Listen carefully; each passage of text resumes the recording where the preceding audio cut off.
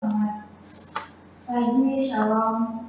Halo teman-teman, sahabat perempuan, kembali lagi bersama saya, Lindiani, host Bersama Wanita. Kembali lagi, teman-teman akan menyaksikan program Bersama Wanita yang hari ini kita bersama narasumber hebat, perempuan hebat, Dr. Syarifah Rafika MPD. Assalamualaikum Rafika. Izin saya pakai kata aja, soalnya biar lebih akrab kayak kita juga seumur aja kayak Baik sahabat perempuan, hari ini kita bersama narasumber hebat yaitu selaku Kepala UPT Bahasa Universitas Bogor. Di mana hari ini kita akan mengangkat tema perempuan, karir atau keluarga, pilih mana. Ini lumayan cukup berat ya sebagai mengangkat temanya. Oke teman-teman, mungkin pertama-tama teman kakak saya kak mungkin boleh kenalan dulu dengan sahabat perempuan. Saya Syarifah Rafika. Saat ini saya sebagai dosen Konsul Tarakan sejak tahun 2010. Jadi sudah sekitar 14 tahun, 15 tahun ya, masuk 15 tahun. Dan saat ini saya menjabat sebagai Kepala UPT Bahasa Khusus Unpad. Dan saya sudah menikah, punya 2 anak, 1 laki-laki kelas 6 dan 1 perempuan kelas 6 SD. Luar biasa. Jadi punya orang banyak dari selain di Universitas Bogor juga di Nah, boleh diceritakan sedikit Kak gimana sih proses dan juga perjalanan Kak sebagai seorang dosen dan juga sekaligus menjabat sebagai Kepala UPT Bahasa Universitas. Nah, itu gimana prosesnya? Oke. Jadi pertama itu saya kan di sini tuh kuliah ya, S1 saya di pendidikan bahasa Inggris Universitas Borneo. Pada saat itu masih swasta, tahun 2000. Saya lulus itu di tahun 2010. Jadi pada saat tahun 2010 itu Pak Rektor memanggil saya dan menyatakan bahwa kamu mau lanjut S2 ya, betul. Pada saat itu betul saya ingin melanjutkan S2. Tapi ini ada beasiswanya, gitu kan.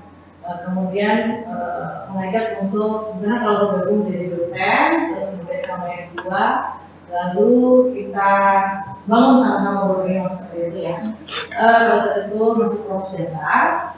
Kemudian di 2010 itu saya masuk mendaftar lah gitu ya sebagai dosen. Karena waktu itu masih bisa, S1 sebagai dosen masih bisa ya. Jadi saya mendaftar masuk sebagai dosen. Kemudian di 2011 saya aktif. Di tahun 2011 itu saya magang di Universitas Negeri Surabaya selama 1 semester. Setelah itu selama 1 semester saya di Universitas Negeri Surabaya, saya kembali ke Borneo, kemudian apply S2 di Universitas Negeri Jakarta, kemudian keterima beasiswa dan di 2012 itu saya sekolah, menyelesaikan studi saya 1,5 tahun selesai S2, kemudian saya kembali ke Borneo dan pada saat saya kembali saya menjabat sebagai Kepala Laboratorium Bahasa Inggris.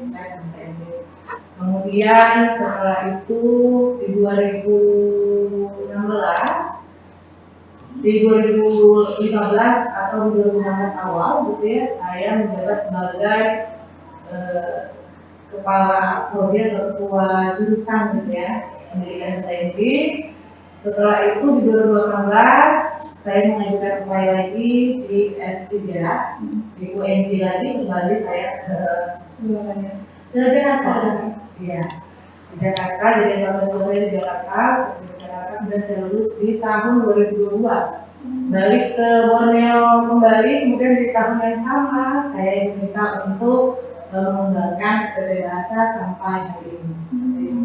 Kalau perjalanan karir ya di Universitas Borneo. Jadi kalau dosen itu kan harus nambah terus tuh ilmunya. Jadi cara nambah ilmunya itu kita belajar dan mengembangkan diri juga. Luar biasa, berarti ya udah sampai 2 dekade di biasa banget memang jasanya di dari awal merintis Borneo berarti ya.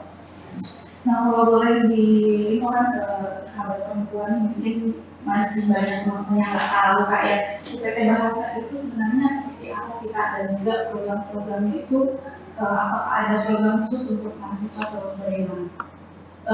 Kalau di UPT Bahasa itu sebenarnya banyak sekali kegiatan. Jadi sejak 2022 kita banyak membangun sebenarnya pengembangan tes, pengembangan pelatihan, training gitu ya.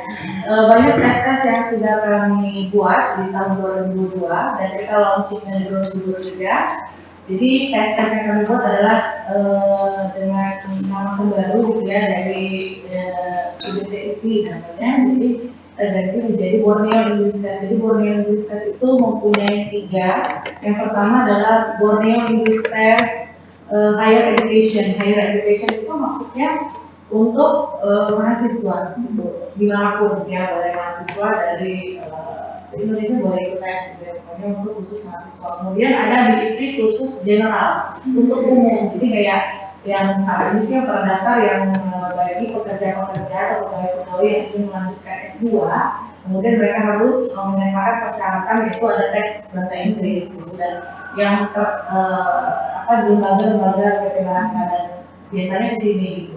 Kemudian juga untuk meningkatkan mereka jabatan karena ada tes juga, tes selain itu juga begitu boleh kan. Jadi tergantung persyaratannya, apapun persyaratannya, insya Allah kalau untuk tes bahasa Inggris sudah dilakukan di sini karena di sini juga ada tes yang bisa kita lakukan secara nasional juga internasionalnya ada seperti ada ITP, ada IELTS, juga ada TOEIC. Nah, kemudian ada DIT yang terakhir yang kita kembangkan di tahun ini yang rencananya akan kami promosikan adalah DIT Schools. Jadi DIT Schools itu untuk bahasa Inggris yang nantinya itu untuk anak SD, SMP, dan SMA. Jadi semua SD, SMP, SMA itu bisa ikut tes di kita dan nanti kita siapkan training gitu buat mereka untuk meningkatkan kemampuan bahasa Inggris karena sekarang itu global ya, globalisasi gitu. Kemudian bahasa Inggris juga sebagai bahasa internasional salah satunya yang paling banyak digunakan di seluruh dunia, sehingga kita tahun ini akan memilih termasuk di 5 kabupaten kota di Tanah. Jadi kita bisa melakukan kerjasama dengan kepala sekolah untuk mengetahui sejauh mana, mungkin di awal itu sejauh mana kemampuan bahasa Inggris, jadi level berapa mereka. Nah, ketika sudah tahu levelnya, kemudian kita kasih treatment, nah kita akan melihat dia naik ke level berapa. Berarti memang di UPT Bahasa sendiri ya bukan hanya menyediakan untuk pelatihan atau juga tes untuk mahasiswa khusus Borneo aja, cuma ini umum juga bisa kayak di luar dari universitas Balikpapan, bahkan ke sekolah-sekolah pun bisa juga anak SD, SMP, dan SMA. Luar biasa. Nah kemudian kakak ini kan juga aktif sebagai dosen, sebagai pengajar di FKIP ya. Nah itu bagaimana caranya mengatur waktu sebagai pengajar atau sebagai dosen, dan juga harus memiliki tanggung jawab juga jabatan sebagai kepala UPT Bahasa. Jadi dosen itu kan ada 3 hal yang perlu dilakukan, itu pendidikan dan pengajaran, kemudian ada pengisian, dan kemudian ada pengabdian. Dan memang kadang-kadang tuh bersamaan bisa waktu bersamaan, jadi kita bisa mendapatkan skala prioritas kedua. Kalau pengajaran saat ini itu saya mengajar di S1 pendidikan bahasa Inggris dan S2. Sekarang bahasa Inggris sudah ada S2-nya, itu S2 register pendidikan bahasa Inggris. Kemudian saat ini saya juga diamankan lagi untuk menjadi pengelola PPG, program pendidikan profesi guru ya. Jadi di Kaltara itu udah ada PPG juga, satu-satunya di Borneo gitu. Jadi guru-guru yang masih dalam jabatan maupun yang belum, yang masih pajak itu bisa PPG-nya di Borneo seperti itu.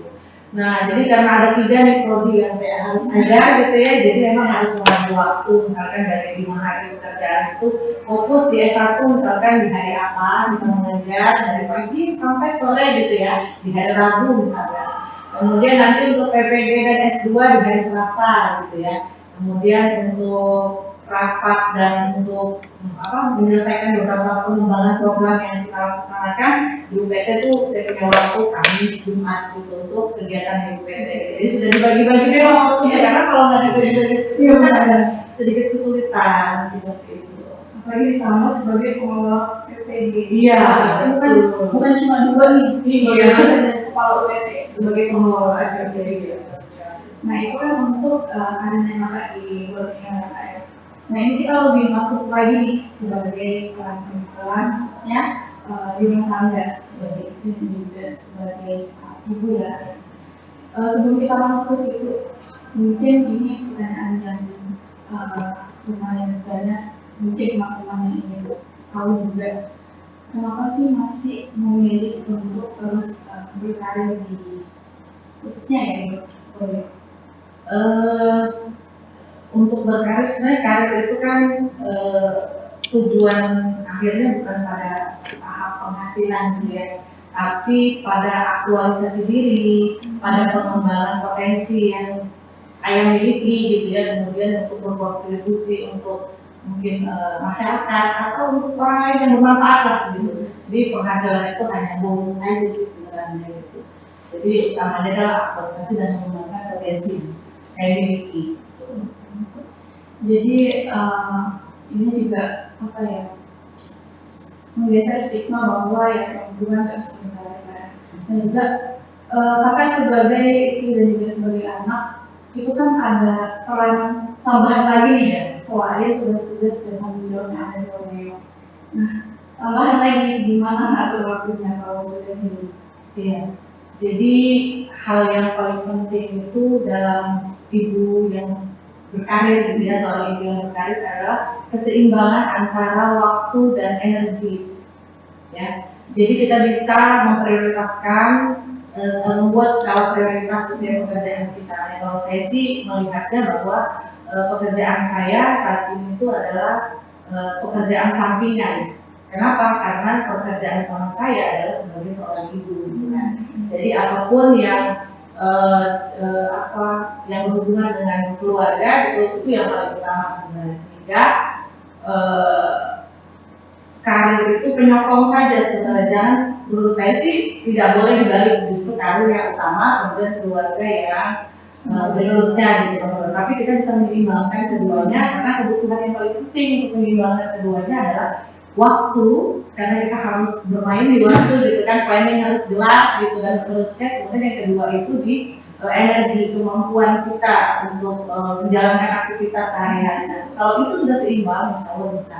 Nah, pembagiannya itu karena tadi dalam pekerjaan itu 5 hari, tapi dalam hari seminggu itu ada 7 hari, berarti ada 1 minggu. Nah, untuk 1 minggu itu saya usahakan bahwa itu adalah family time gitu, itu antara waktu keluarga, sehingga baik saya, anak-anak maupun suami untuk hari 1 minggu itu diusahakan kalau memang ada yang yang tidak bisa di-pending gitu, mungkin sekali-sekali oke, tapi dalam setiap minggu itu harus family time. Karena jadi 5 hari untuk pekerjaan, karena begini, kenapa pekerjaan? Karena anak-anak itu kan sekolah Senin sampai Jumat ya. Sabtunya itu biasanya mereka hanya ke sekolah hanya sebentar, biasanya ekskul dan seterusnya gitu. Jadi Senin sampai Jumat itu bersamaan dengan pulang kerja. Jadi kita di kantor itu kan jam 8 sampai jam 4. Anak-anak sekolah jam 7 sampai jam 4. Jadi sebenarnya saya di kampus itu anak-anak sekolah gitu. Jadi memang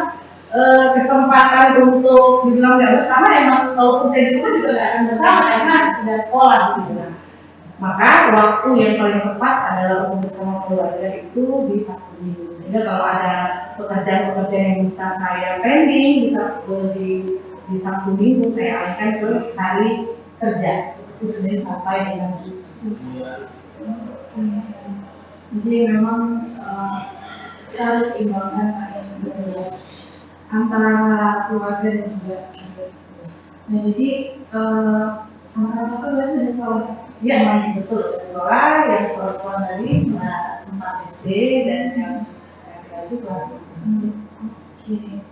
Nah, untuk kakak sendiri sebagai seorang ibu tentunya ya, kita ini kan perempuan itu adalah moderasi pertama kayak untuk anak-anaknya. Melihat perkembangan zaman dan juga bagaimana perkembangan anak-anak muda zaman sekarang, kakak untuk menjadikan kakak untuk tetap berada di jalan yang tepat dan sesuai pengajarannya yang khusus untuk melakukan. Yes. Jadi sebenarnya orang tua itu harus yang paling utama ya menurut saya setelah saya menjadi orang tua gitu ya, yang belum nikah atau yang baru mulai mau menjadi orang tua gitu ya. Yang paling penting itu keluarga atau kita sama anak itu adalah satu yang paling utama adalah komunikasi. Karena kadang-kadang tuh kita nggak sadar untuk melewatkan yang komunikasi, padahal itu yang poin paling penting menurut saya. Karena semua itu kita harus buat ruang diskusi. Anak itu bukan bawahan, anak itu bukan harus dapat perintah saja. Anak itu bisa kita bawa sebagai teman, sebagai mungkin saudara, gitu, sebagai banyak hal anak itu bisa kita lakukan gitu kan. Artinya memang satu-satunya yang bisa kita lakukan adalah komunikasi. Jadi buat ruang diskusi, buat yang ruang dialog untuk kita sama anak, apapun itu didiskusikan. Jadi semuanya harus didiskusikan. Saya yang bekerja misalkan ada dinas luar kota, saya akan menyampaikan seminggu sebelumnya gitu ya. Kan kita nggak mungkin, biasanya jarang mendadak gitu ya. Biasanya memang sudah ada PM gitu diskusi. Mama mau ada dinas luar misalkan di Jakarta. Jadi karena abang di sini nanti anak-anak sekolah dan terus jadi apa yang harus dilakukan kita komunikasikan. Jadi bangunnya jam sekian harus tetap, walaupun maunya tidak ada, dia tetap harus mengikuti rule yang sudah ditetapkan, dan itu komunikasi dan semuanya berjalan lancar gitu. Jadi intinya tuh paling utama adalah komunikasi. Karena kadang anak-anak itu kan butuh dihargai, butuh diterima, ya butuh didengar, butuh diterima pendapatnya. Jadi kadang-kadang pendapat anak kita harus dengarkan, walaupun kadang-kadang memang pendapat anak itu suka benar ya sebenarnya, cuma kadang orang tua nggak mau terima gitu kan. Tapi ya satunya kita harus memang mendengarkan itu gitu, karena itulah yang mereka rasakan gitu. Ruang-ruang diskusi itu terjadi setiap hari, jadi bukan dari hari ini aja besok enggak. Jadi ruang diskusi bersama anak itu sepanjang masa sampai mungkin nanti ke depan dia menikah gitu. Jadi dari kecil kita biasakan apa yang dilakukan di sekolah itu dia harus komunikasikan, kemudian kita kasih feedback gitu.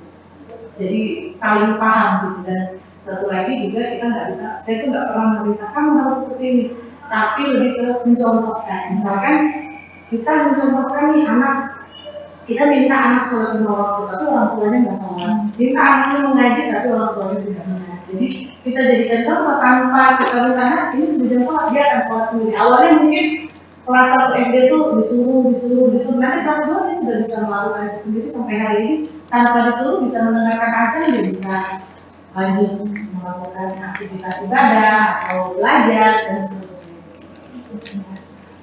Jadi itu ya teman-teman, walaupun bagaimana sibuknya kita di luar untuk memilih sebagai pemimpin adik, tetap nomor satu ya kita harus komunikasikan atau bagaimana cara menjalankan sebenarnya.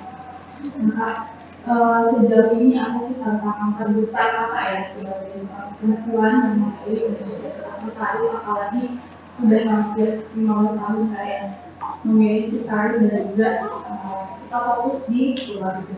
Tantangan apa yang paling besar sebagai seorang perempuan dan juga apa pembelajaran yang kakak lakukan? Kalau saya sih sampai hari ini tantangan yang paling saya miliki gitu ya, sampai hari ini saya harus takutkan gitu ya, itu adalah membagi waktu gitu. Membagi waktu baik untuk urusan pekerjaan secara profesional, kemudian membagi waktu untuk keluarga gitu ya, membagi waktu untuk teman-teman gitu, karena kita kan mau sosial juga gitu kan. Jadi bisa menyeimbangkan itu. Jadi kayak tadi waktu kadang-kadang pengen keluar bersama teman-teman gitu ya, mungkin lama yang datang, tapi di waktu yang harusnya kumpul keluarga kayak gitu waktu, atau pekerjaan sedangkan anak sedang sakit, pekerjaan lagi padat-padatnya gitu. Apa nih, gimana nih memprioritaskan ya? Jadi kembali ke prioritas tadi. Jadi kalau anak-anak sakit, kemudian ada pekerjaan yang menumpuk, biasanya saya lebih memilih untuk merawat anak saya, dan pekerjaan itu bisa saya akan pending, atau kalau perkuliahan saya akan melakukan secara online, atau biasanya saya pindahkan di hari lain perkuliahannya kalau misalkan pas lagi kuliah gitu, dan kegiatan-kegiatan yang bisa saya delegasikan akan saya lakukan. Intinya adalah pembagian waktu. Kadang-kadang pas bersamaan gitu kayak kegiatan apapun itu bersamaan waktunya, ada 3 rapat yang harus saya hadiri. Nah, kita untuk menentukan kira-kira nih dari rapat ini yang prioritas yang harus kita datangi yang mana gitu. Dan kemudian dua rapat lainnya kita putuskan gitu. Karena kan harus juga kita biar tahu apa yang penting di situ. Jadi tantangannya dalam membagi waktu. Tapi dari tantangan itu saya mendapatkan banyak manfaat gitu. Manfaatnya adalah saya bisa membagi waktu dengan baik gitu ya. Kemudian memplanningkan sesuatu jauh-jauh hari sebelumnya sehingga semuanya tepat bersamaan dilakukan. Karena dimulai dari pagi memang aktivitas itu kan nggak bisa kita kita nggak bisa kayak pending dulu deh dengan seenaknya gitu, karena kan itu sudah kesepakatan di awal. Jadi untuk memending sesuatu kalau tidak benar-benar urgent ya jangan dilakukan. Ya kan harus tetap dilakukan seperti itu. Berarti yang penting manajemen. Betul. Tantangan paling sampai hari ini itu manajemen waktu sih. Biasa. Tapi kita akan menjawab sebagai seseorang yang memang memiliki banyak peran, pasti tentunya kita kakak sendiri masih punya mentor atau tokoh yang bisa memotivasi untuk tetap berkarir, untuk tetap berjaya bagi sebagai perempuan. Kita punya banyak tantangan kayak punya banyak stigma yang didapatkan dari masyarakat sosial. Nah, kakak sendiri nih, siapa sih sosok ataupun tokoh yang menjadi sosok yang bisa membuat atau membuat kakak itu termotivasi? Ini klasik ya pertanyaannya ya, pasti orang itu akan menjawab mungkin sesuai dengan ini. Tapi kalau saya tuh klasik banget, mungkin kalau sebelum saya menikah itu orang tua saya gitu kan. Karena saya tuh kayak dididik itu harus, karena kan saya anak terakhir ya. Jadi anak terakhir itu kayaknya terlalu banyak ikut campur kakak-kakaknya gitu ya. Jadi kalau saya mau melakukan sesuatu kakak-kakaknya langsung kasih begini. Tapi orang tua saya bisa menjadi orang tua yang punya prinsip bahwa ketika dia mengatakan A dan sudah disepakati dengan saya bahwa oke, ayah, walaupun kakak-kakak saya mungkin harus tetap A. Jadi konsisten dan selalu pegang tanggung jawab itu yang saya berikan sama orang tua saya. Sehingga waktu kuliah dulu saya bisa banyak mengerjakan yang hal baik lah gitu ya. Kayak dulu saya kan salah satu KSR gitu ya. Di KSR itu kan dimanapun, kapanpun, kalau ada kegiatan bahkan malam gitu ya, ada musibah kita turun ya gitu kan. Jadi kalau kayak saya bilang kamu perempuan, gitu. Biasanya perempuan nggak boleh, kalau laki-laki boleh keluar malam gitu kan. Kalau perempuan itu harusnya di rumah gitu. Tapi ayah saya, kalau saya kan memang ayah itu bapak saya gitu ya, ketat sekali. Tapi karena saya dibukakan ruang diskusi untuk menceritakan apa yang akan saya lakukan gitu. Saya diamanahi misalkan sebagai ketua PSN, kalau saya harus begini. Jadi kalau saya mau keluar malam itu saya harus bangunkan izin, ini ada musibah di sini, saya harus oke, silakan. Dan kakak saya tuh nggak setuju kalau perempuan tuh malam-malam keluarnya gitu, subuh atau pulangnya pagi gitu. Padahal pekerjaan yang kita lakukan ini pergi ke tempat misalkan yang kena musibah, misalkan kayak kemarin kebakaran dalam tahun 2025-an, 2026 lah ya. Nah, ke 2010 itu kan panjang tuh, banyak kejadian-kejadian yang musibah lah yang dialami kebakaran, banjir, kalau nggak salah gitu ya, dan seterusnya. Nah, itu kita datang ke lokasi untuk kapan aja gitu, pas kejadian kita datang. Ruang diskusi yang dibukakan orang tua itu bahwa adalah saya percaya, apa yang kamu katakan, saya percaya dan silakan terus, tapi ingat tanggung jawabnya adalah dijelaskan gitu dan itu bisa kita lakukan. Sehingga saya menjadi orang tua, saya tahu bahwa sebenarnya kalau anak-anak diberikan tanggung jawab, dan alhamdulillah sampai hari ini saya nggak pernah keluar dari tanggung jawab itu. Konsekuensi yang saya harus tanggung kalau saya tidak melakukan hal sesuai yang saya sampaikan, pokoknya itu diajarkan sama orang tua. Jadi sebelum saya menikah sih orang tua saya gitu. Karena saya suka pola Iya, pola asuh dan pola didiknya itu bisa dipakai sampai hari ini gitu. Intinya saya walaupun saya perempuan, tapi saya tidak dikekang bahwa saya harus di rumah pulang jam 9 gitu, atau pulang jam 8 gitu.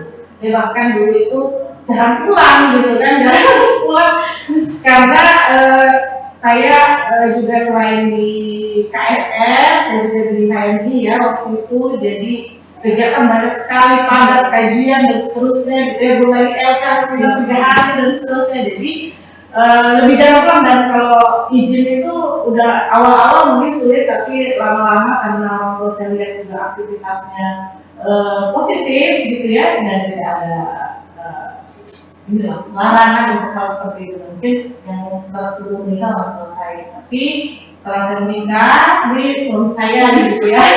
Kenapa suami saya? Karena dia yang selalu mengkritik, lebih banyak kritiknya sebenarnya, tapi kritik yang membangun gitu. Jadi saya yang tadinya nggak mau begini gitu kan, kamu harusnya bisa dong, masa kayak gitu nggak bisa gitu ya. Oke, gitu. Akhirnya saya mencoba sesuatu yang baru bisa gitu. Ternyata tuh nggak sesulit kalau kita belum masuk ke dalam situ gitu ya. Terus kalau karir gitu kan dia selalu ingatkan, kan ini harusnya untuk naik ke jabatan fungsionalnya lagi berapa tahun gitu ya, sekian tahun, nanti tahun berikutnya ini harusnya oke. Jadi dia selalu mengingatkan untuk apa ya, selalu semakin baik masa ini. Jadi kritikannya lebih banyak daripada nasihat gitu ya, kritikan, dan tapi kritiknya itu justru membangun saya untuk menjadi lebih baik gitu. Kalau sekarang mau kayak gitu tapi kamu bisa kok kayak gini oke gitu, coba. Oh ternyata nggak seburuk itu gitu ternyata gitu. Jadi dua orang yang jadi sebelum menikah sama sesudah menikah. Berarti memang banyak orang-orang yang akhirnya membangun sosok ibu yang sekarang. Nah, pertanyaan sekarang Kak, berarti pasti ada dong sosok yang selalu menjadi support system kita, selalu menjadi penolong kakak. Mungkin ada yang ingin disampaikan nih ke sosok tersebut. Ya support system saya itu ya orang tua.